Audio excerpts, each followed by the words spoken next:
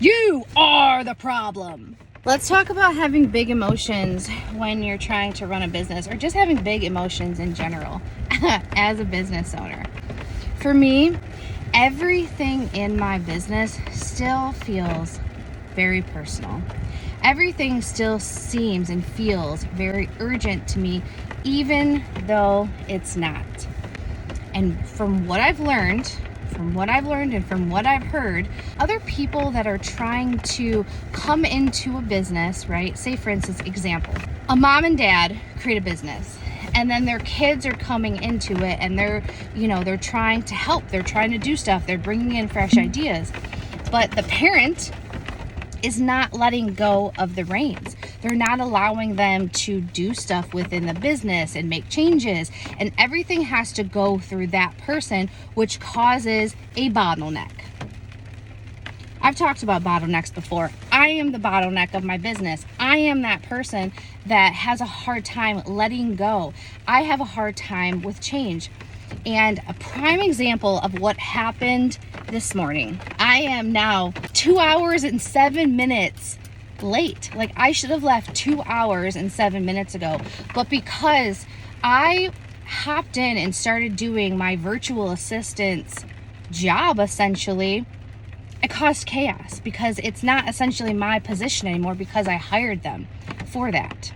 And at a certain point in business, if you become the bottleneck, you start causing chaos, and it starts being more difficult than it actually needs to be. And it's hard to recognize it, because this is our baby, right? We built this business, and we want to have our hands on everything and be able to see everything. But if we do that, we're not going to be able to grow, and we have to trust the people that we've brought on to be able to do their job. So this morning, we had 2 dogs that passed away, and then there was another issue. One of the issues, I guess, time sensitive, I did need to change their initial cleaning to a final cleaning because the dog passed away.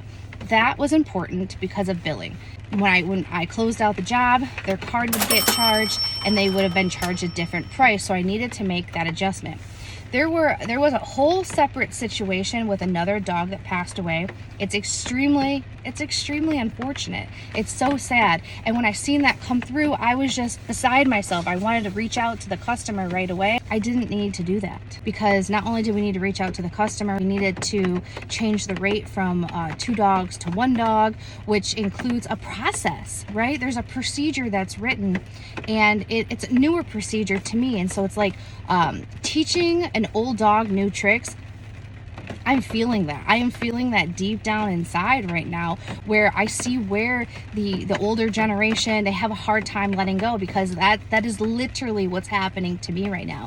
And I had to stop and recognize that I caused chaos.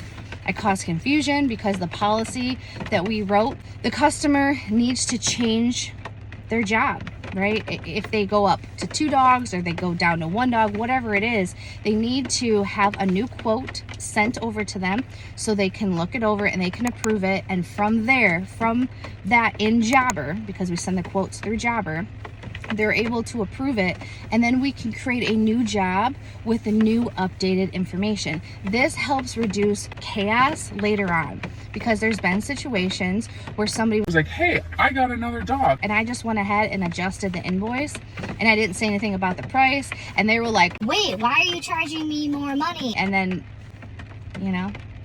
so we made a policy that if there's any changes with anything, we stop, we do a change order, we send out a new quote through Jobber, they have to approve it, and then we create a new job. So therefore, there is documentation of the process.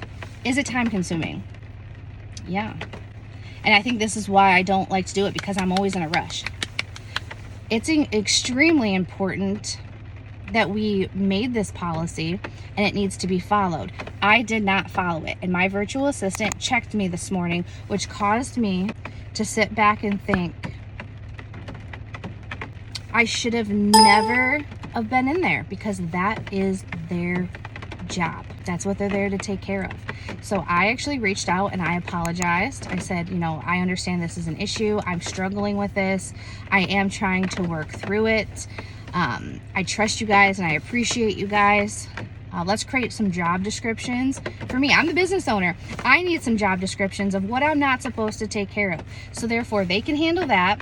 I can go and focus on marketing, getting these houses scooped that I need to get scooped because I don't have another employee. I need to hire another employee, and I need to make my YouTube videos and do my social media stuff for my social media outlets, for business and for personal.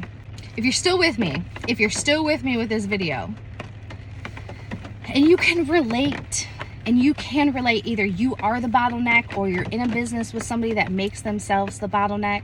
If it's you just have to be self-aware and understand that you got to release control if you want your business to grow, and you've made good decisions and you've brought people in, and trust in your people. You have to trust in your people that you've hired, because what's the point? Why do you bring them into your business if you don't trust them to do their job? And if they're not doing the job properly or appropriately, get them out and bring somebody else in that you can trust. And it might be very difficult for you and you feel yourself wanting to hop back in there. You have to check yourself. Oh, you wreck yourself.